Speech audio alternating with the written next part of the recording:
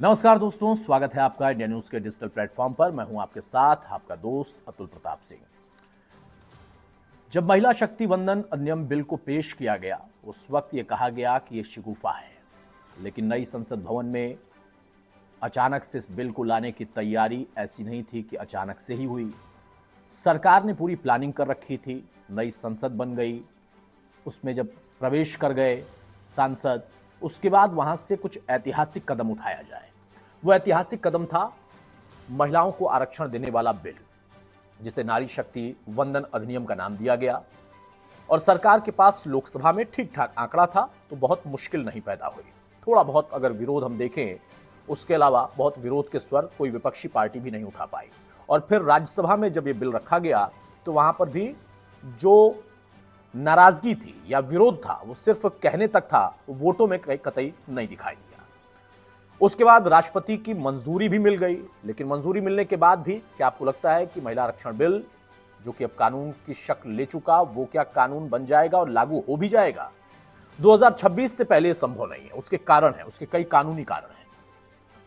जो मौजूदा कानून है वो कहता है कि 2026 तक कोई परिसीमन नहीं हो सकता और इसके लिए परिसीमन की आवश्यकता है। 2026 से पहले परिसीमन नहीं कराया जा सकता, इस बात का जिक्र गृह मंत्री ने कह दिया। अमित शाह ने साफ शब्दों में कह दिया कि हम जो लोकसभा चुनाव होना है 24 का, उसके ठीक बाद इसकी प्रक्रिया शुरू करा देंगे, लेकिन इसमें कितना वक्त लगेगा यह अभी भविष्य के गर्भ में है। अब यहां से मोदी का जो मास्टर स्ट्रोक है उसको समझिए।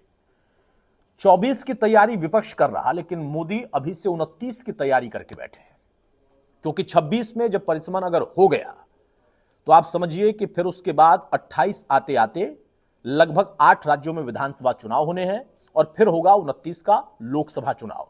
और कमोबेश कहा जा रहा है कि 26 के बाद परिसीमन जब करा लिया जाएगा, उसके बाद 28 का विधानसभा चुनाव कई अलग अलग राज्यों का, और फिर एक और लोकसभा का 29 का चुनाव। वहां का यह सबसे बड़ा मुद्दा होगा और महिलाएं इसके लिए सबसे ज्यादा प्रभावी साबित हो जाएंगी। ये मास्टर स्ट्रोक है नरेंद्र मोदी का। क्योंकि कानूनी अड़चन इसमें थोड़ी सी है, वो ये है कि मौजूदा कानून ये कहता है कि इसमें